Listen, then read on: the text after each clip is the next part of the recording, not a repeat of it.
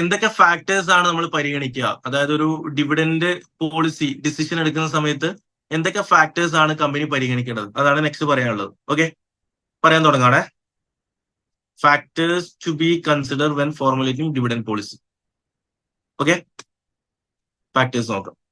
ഒന്നാമത്തെ factor, main ആയിട്ടുള്ള factor എന്ത് തന്നെയാണ്? പ്രോഫിറ്റബിലിറ്റി തന്നെയാണ്. പ്രോഫിറ്റ് ഇല്ലാതെ നമ്മൾ ഡിവിഡൻഡ് കൊടുക്കാൻ പറ്റുമോ? ഫൈനലി നമ്മൾ പ്രോഫിറ്റ് നിന്നല്ലേ നമ്മൾ ഡിവിഡൻഡ് ഡിസ്ട്രിബ്യൂട്ട് ചെയ്ത് കൊടുക്കുക. അപ്പോൾ നമുക്ക് കമ്പനിക്ക് അതിനനുസരിച്ചിട്ടുള്ള പ്രോഫിറ്റബിലിറ്റി ഉണ്ടാവണം. ഒരിക്കലും ഡിവിഡൻഡ് ഡിസൈഡ് ചെയ്യുന്ന സമയത്ത് കമ്പനിക്ക് ഇല്ലാത്ത പ്രോഫിറ്റിന് മേലെ ഡിവിഡൻഡ് ഒന്നും ചെയ്യാൻ പാടില്ല, ഡിസൈഡ് ചെയ്യാൻ പാടില്ല. കമ്പനിക്ക് എത്രയാണോ എന്ത് ചെയ്യുന്നത്, പ്രോഫിറ്റ് ഉള്ളത്, അതിനനുസരിച്ചിട്ടുള്ളത് മാത്രമേ എന്ത് ചെയ്യാൻ പാടുള്ളൂ, ഡിവിഡൻഡ് തീരുമാനം എടുക്കാൻ പാടുള്ളൂ, ഡിവിഡൻഡ് പോളിസി തീരുമാനം എടുക്കാൻ വേണ്ടി പാടുള്ളൂ. അതാണ് ഒന്നാമത്തെ ഫാക്ടർ ആയിട്ട് വരുന്നത്. അപ്പോ companies need to remain profitable. Company എന്തായിരിക്കണം? പ്രോഫിറ്റബിൾ ആയിരിക്കണം. എന്തിനു വേണ്ടിക്ക്? ഡിവിഡൻഡ് ഡിസ്ട്രിബ്യൂട്ട് ചെയ്യുന്ന സമയത്ത് കമ്പനി പ്രോഫിറ്റബിൾ ആയിരിക്കണം. കാരണം ആഫ്റ്റർ ടാക്സ് പ്രോഫിറ്റ് എന്നാണ്, പ്രോഫിറ്റ് ആഫ്റ്റർ ടാക്സ് എന്നാണ് നമ്മൾ ഫൈനൽ എന്ത് പേ ചെയ്യുക? ഡിവിഡൻഡ് പേ ചെയ്യുക.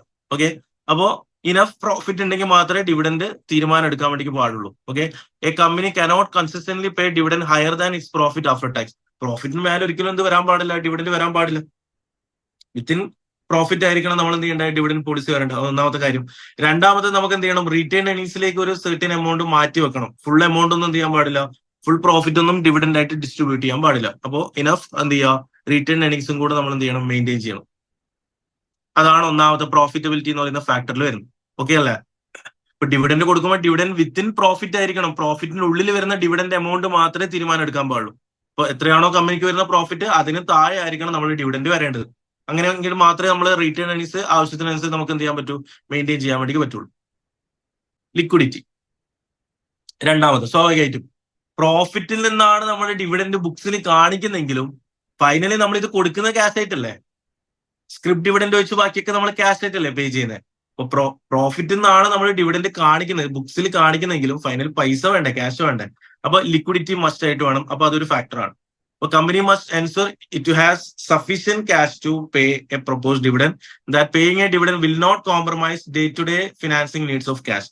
അതായത് നമ്മൾ കമ്പനിക്ക് വർക്കിംഗ് ക്യാപിറ്റലിന് വേണ്ടി സെർട്ടൈൻ എമൗണ്ട് മാറ്റി വെക്കുന്നത് പരിഗണിച്ചതിന് ശേഷം മാത്രമേ ഡിവിഡൻഡ് എമൗണ്ട് എത്രയെന്നുള്ളത് തീരുമാനം എടുക്കാൻ പാടുള്ളൂ.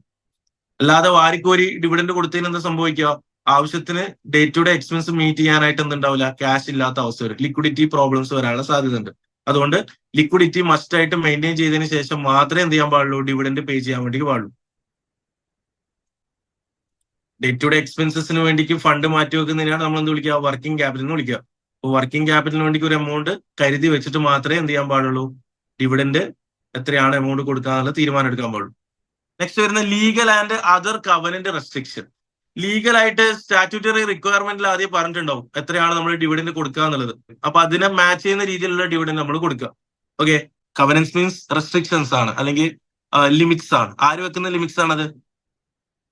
നോർമലി അത് വെക്കുക ഡെപ്റ്റ് ഹോൾഡേഴ്സ് ഒക്കെയാണ്. ബാങ്ക് ഡെപ്റ്റ് ഹോൾഡേഴ്സ് ഒക്കെ ആയിരിക്കും ഈ ലിമിറ്റ്സ് വെക്കുന്നുണ്ടാവുക. ഇതിനു വേണ്ടിക്കാണ് അവരുടെ ഫണ്ട് എന്ത് ചെയ്യാൻ വേണ്ടിക്കാ, സേഫ് ആയിട്ട് കിടക്കാൻ വേണ്ടിക്കാണ്. അപ്പോ ഈ കവനൻസിൽ അവർ ഓൾറെഡി പറഞ്ഞിട്ടുണ്ടാവും. സേ ഫോർ എക്സാമ്പിൾ ഇപ്പൊ ബാങ്ക് വെച്ച കവനൻസ് ആണെന്ന് വിചാരിക്കുക. ബാങ്ക് ഓൾറെഡി പറഞ്ഞിട്ടുണ്ടാവും നിങ്ങൾ എത്ര ഡിവിഡൻഡ് കൊടുക്കണം എന്നുള്ള കാര്യം. അപ്പൊ അത് നമ്മൾ എന്ത് ചെയ്യുക, ആ ഒരു കവനൻസിൽ പറഞ്ഞ കാര്യം കൂടെ കൺസിഡർ ചെയ്തുകൊണ്ട് മാത്രം എന്ത് ചെയ്യുക, ഡിവിഡൻഡ് എത്ര കൊടുക്കും എന്നുള്ള തീരുമാനം എടുക്കുക. അപ്പൊ factors to be consider while formulating the dividend policy എന്ന് പറഞ്ഞത്. അപ്പൊ അതും കൂടെ പരിഗണിക്കണം. നമ്മൾ ലീഗൽ ആയിട്ടുള്ള കാര്യം, സ്റ്റാറ്റ്യൂട്ടറി റിക്വയർമെന്റിൽ ആദ്യം പറഞ്ഞ കാര്യം, അത് നമ്മൾ ആദ്യം കൺസിഡർ ചെയ്യണം. രണ്ടാമത്തത് കവനൻസ് ഉണ്ടാവും. കവനൻസ് എന്ന് പറയുന്നത് എന്താണ്? ലിമിറ്റ്സ് അല്ലെങ്കിൽ റെസ്ട്രിക്ഷൻ ആണ്. ആരാണ് നോർമലി റെസ്ട്രിക്ഷൻ വെക്കുന്നുണ്ടാവുക? ഡെപ്റ്റ് ഹോൾഡേഴ്സോ അല്ലെങ്കിൽ ബാങ്ക് ഒക്കെ ആയിരിക്കും. നോർമലി ഡെപ്റ്റ് ആണ് ഈ റെസ്ട്രിക്ഷൻ വെക്കുക. ഡെപ്റ്റ് ഹോൾഡേഴ്സിന് എന്ത് കിട്ടണോടാ? കറക്റ്റ് ആയിട്ട് ഇൻട്രസ്റ്റും റീപേയ്മെന്റ് ഒക്കെ കിട്ടണ്ടേ. അപ്പൊ അതിനു വേണ്ടിക്ക് അവർ വെക്കുന്ന സെർട്ടൻ റെസ്ട്രിക്ഷൻസിനെയാണ് നമ്മൾ കവനൻസ് എന്ന് വിളിക്കുക. അപ്പൊ ഈ കവനൻസ് എന്ത് ചെയ്യുക, ഓൾറെഡി സെറ്റ് ചെയ്തിട്ടുണ്ടെങ്കിൽ ആ കവനൻസ് വയലേറ്റ് ചെയ്യാൻ പാടില്ല. അതാണ് ഇവിടെ കൊടുത്തിരിക്കുന്ന പോയിന്റ്. നാലാമത്തെ പോയിന്റ് വരുന്നത് availability of finances four further investment and existence of the investment opportunities. അതായത് നമുക്ക് ഫിനാൻസ് അവൈലബിലിറ്റി വളരെ കുറവാണെങ്കിൽ, നമ്മൾ കമ്പനിക്ക് ഫിനാൻസ് അവൈലബിലിറ്റി വളരെ കുറവാന്ന് വിചാരിക്കുക. ലൈക്ക് നമ്മളൊരു SME ആണ്, സ്മോൾ ആൻഡ് മീഡിയം എന്റർപ്രൈസസ് ഒക്കെ ആണെന്ന് വിചാരിക്കുക. നമുക്ക് ഫണ്ട് കിട്ടാൻ ഭയങ്കര ബുദ്ധിമുട്ടാണ്. അപ്പൊ അവരെന്ത് ചെയ്യുക, അങ്ങനത്തെ കമ്പനീസ് എന്ത് ചെയ്യുന്ന നല്ലത്? നിങ്ങളെ ലോജിക്ക് വെച്ച് ചിന്തിച്ച് നോക്കിയാൽ ഫിനാൻസ് കിട്ടാൻ ഭയങ്കര ബുദ്ധിമുട്ടുള്ള കമ്പനിയാണെന്ന് വിചാരിക്കുക. അവൈലബിലിറ്റി ഫിനാൻസ് വളരെ കുറവാണ്. അവർക്ക് ഉള്ള ഒരു ബെസ്റ്റ് ഓപ്ഷൻ എന്താണ്? ഡിവിഡൻഡ് വളരെ കുറച്ച് കൊടുക്കുന്നതല്ലേ നല്ലത്. ഡിവിഡൻഡ് വളരെ കുറച്ച് കൊടുത്തു കഴിഞ്ഞാൽ അവർക്ക് എന്ത് ചെയ്യാം, റീറ്റേൺ ഏർണിങ്സ് കൂടില്ല. അപ്പൊ ആ റീറ്റേൺ ഏർണിങ്സ് യൂസ് ചെയ്തിട്ട് മാക്സിമം അവർക്ക് എന്ത് ചെയ്യാം, ഇൻവെസ്റ്റ് ചെയ്തൂടെ. നേരെ മറിച്ച് ഒരു ലാർജ് ഓർഗനൈസേഷൻ ആണെന്ന് വിചാരിക്കുക, അവർക്ക് അത്യാവശ്യം ഫണ്ടൊക്കെ പുറമേ നിന്ന് കിട്ടാനുണ്ട്, ഷെയർ ആയിട്ടും ഡെപ്റ്റ് ആയിട്ടൊക്കെ അവർക്ക് ഫണ്ട് പുറമേ നിന്ന് കിട്ടാണ്ടെന്ന് വിചാരിക്കുക. അങ്ങനെയാണെങ്കിൽ അവർ എന്ത് ചെയ്യേണ്ട ആവശ്യമില്ല, ഫുള്ളി റീറ്റേൺ ഏർണിങ്സിനെ ഡിപ്പെൻഡ് ചെയ്യേണ്ട ആവശ്യമില്ല. അവർക്ക് വേണമെങ്കിൽ എന്ത് ചെയ്യാം, അത്യാവശ്യത്തിന് ഡിവിഡൻഡ് കൊടുക്കാം.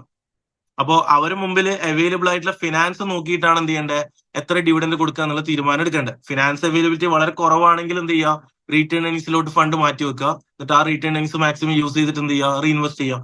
ഓക്കെ. നേരെ മറിച്ച് ഫൈനാൻസ് അവൈലബിലിറ്റി വളരെ എന്ത് ചെയ്യാണ്, കൂടുതലായിട്ട് കിട്ടുന്ന ഒരു കമ്പനി ആണെങ്കിൽ അവരെന്ത് ചെയ്യണ്ട, കൂടുതലായിട്ട് ഡിവിഡൻഡ് പോളിസി റെസ്ട്രിക്ട് ചെയ്യേണ്ട, റിജിഡ് ആയിട്ട് വെക്കേണ്ട ആവശ്യമില്ല. അത്യാവശ്യത്തിന് അവർക്ക് ഡിവിഡൻഡ് കൊടുക്കാം. അപ്പൊ അതാണ് ഒരു ഫാക്ടർ ആയിട്ട് പറയുന്നത്.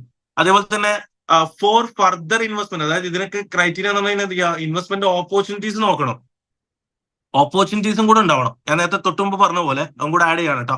ഇപ്പൊ SME പോലത്തെ ഒരു കമ്പനി, അവരെ ഞാൻ പറഞ്ഞതെന്ന് വെച്ചാൽ അധികം ഡിവിഡൻഡ് കൊടുക്കുന്നതിന് പകരം റീറ്റേൺ ഏർണിങ്സിലോട്ട് മാറ്റി വെക്കുന്നത് നല്ലത്. കാരണം എന്താ, SME എന്ന് പറഞ്ഞാൽ സ്മോൾ ആൻഡ് മീഡിയം എന്റർപ്രൈസസ് കേട്ടോ.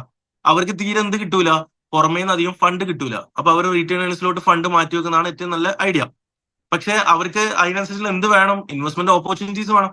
ഇൻവെസ്റ്റ്മെന്റ് ഓപ്പർച്യൂണിറ്റീസ് ഹൈ ആയിട്ടുണ്ടെങ്കിലേ ഇതെല്ലാം ചെയ്യേണ്ട ആവശ്യമുള്ളൂ.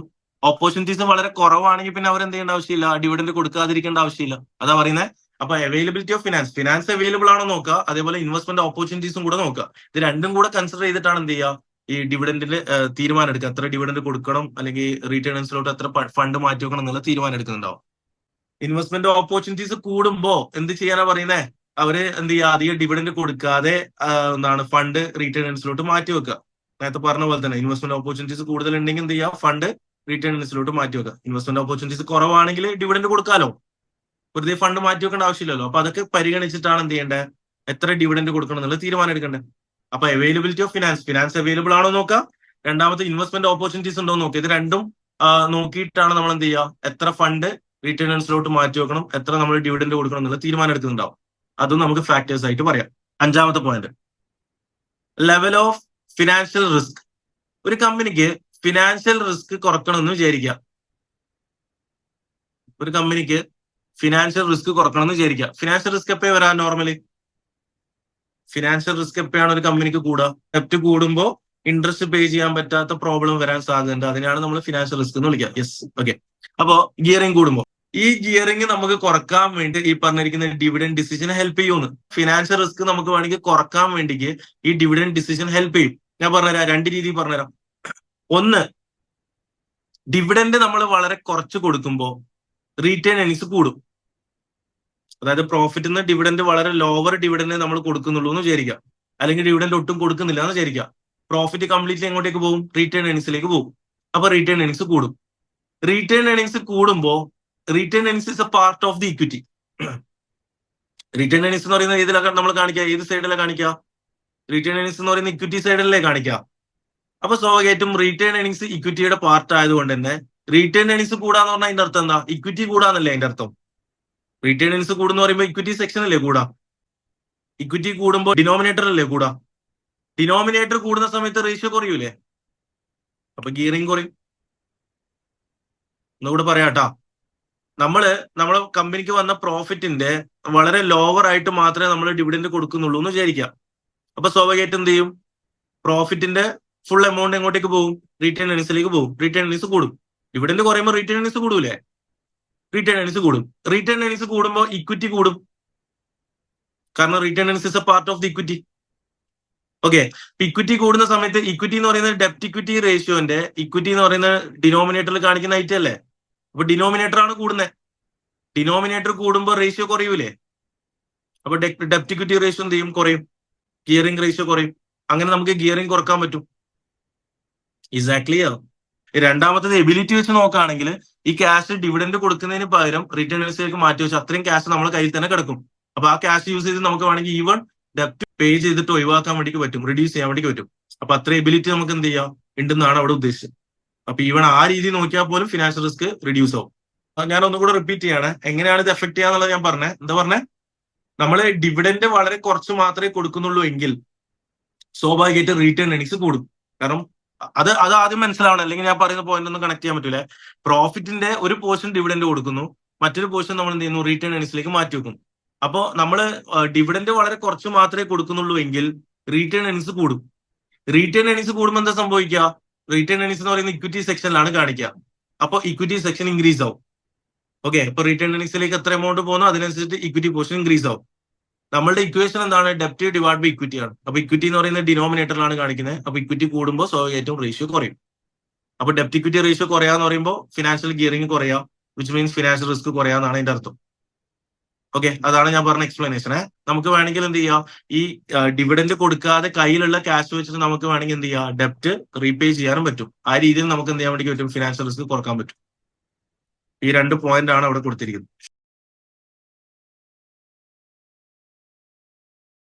ഇനി ഇതല്ലാതെ അതർ ഫാക്ടേഴ്സ് ഉണ്ട്. അതർ ഫാക്ടേഴ്സ് എന്ന് പറഞ്ഞു കഴിഞ്ഞാൽ ഇപ്പോ ലൈക്ക് നമ്മളെ ഈ മാർക്കറ്റ് സിറ്റുവേഷൻസ്, മാർക്കറ്റിൽ ഇപ്പൊ കണ്ടീഷൻ വളരെ മോശമാണ്, അല്ലെങ്കിൽ ഈ കോവിഡ് പോലത്തെ സിറ്റുവേഷൻ ആണ്.